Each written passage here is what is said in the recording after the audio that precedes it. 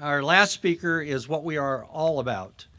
It's about students and student success and changing people's lives for the better across the region. And I'm thrilled to have one of our students today come and speak for you. It is a special day for her because she actually is 1 year older today. Just by the fact she's speaking, she said she grew 1 year older. So please welcome Lisa to this podium. Thank you very much.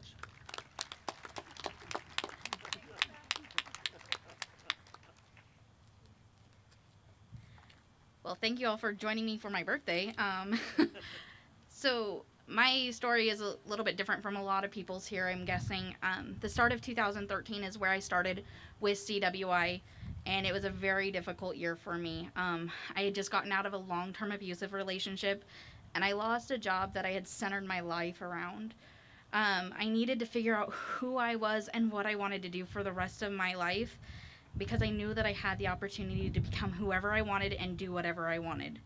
I started my career with CWI when I was 27 years old, and the first few months were really a struggle for me. During my first semester, I was diagnosed with PTSD, OCD, and a panic and anxiety disorder. And I knew that I couldn't be around people, but because of a professor that I worked with, I was able to work through that. He took a time and just invested in me specifically and said, we're going to do this.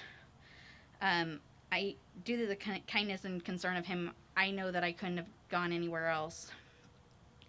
In my 2.5 years with CWI, I got to do some amazing things. I went from the girl who couldn't stand to be around people, and definitely wouldn't have been in front of you guys, to competing at nationals with the nationally ranked speech and debate team. I competed 2 years at nationals for speech with Skills USA. I was the first person in the state of Idaho to receive the President's Volunteer Service Award. And I was actually the first female in the state of Idaho since Skills USA was refounded as Skills USA to medal in drafting as a collegiate. The previous person that was a female was my professor, and she was in the 80s, and that was with VICA. When I started at CWI, I had no real future that I could see. And the only career path that I had in front of me was working at a call center.